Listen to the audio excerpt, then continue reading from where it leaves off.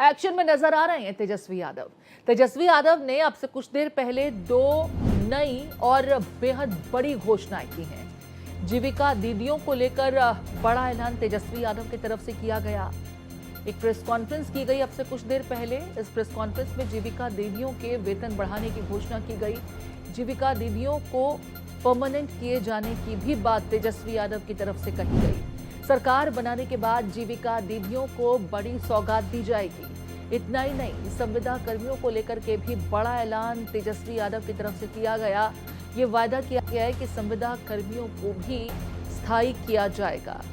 इतना ही नहीं, तेजस्वी यादव ने यह भी कहा कि जो हम कह रहे हैं करके रहेंगे।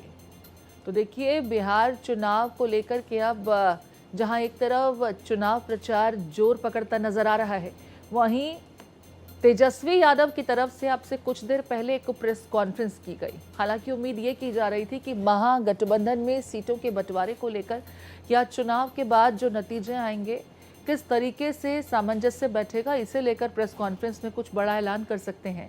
लेकिन इसके उलट तेजस्वी यादव ने आज दो और बड़े और नए वायदे जनता के बीच किए। जीविका दीदियों का जिक्र करते हुए 30,000 रुपए मेहनताना दिए जाने की बात प्रतिमाह, इतना ही नहीं, उन्हें परमानेंट किए जाने की बात कही गई। तो वहीं संविदा कर्मियों को लेकर के भी कहा गया कि संविदा कर्मियों पर ही तो सरकारी तंत्र टिका है, उन्हें परमानेंट किया जाएगा और जो हम कह रहे हैं वो करके दिखाएंगे।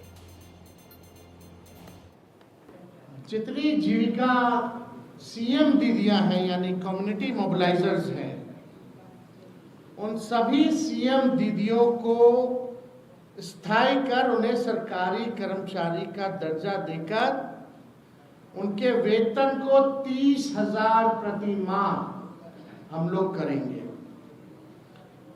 ये कोई मामूली घोषणा नहीं है।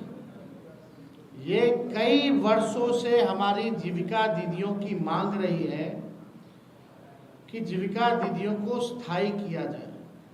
आज कोई काम होता है गांव में, देहात में, शहरों में, बिना जीविका दीदी के वो काम संपन्न नहीं हो पाता। लेकिन उनको मिलता क्या है?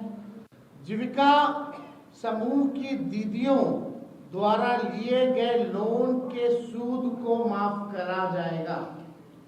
यानी अब तक जितनी जीविका दीदी लोन ली है, जो उनका इंटरेस्ट है, उसको इंटरेस्ट को हम लोग जो है माफ करने का काम करेंगे। जीविका समूह की दीदियों को 2 वर्ष तक ब्याज मुक्त ऋण दिया जाएगा।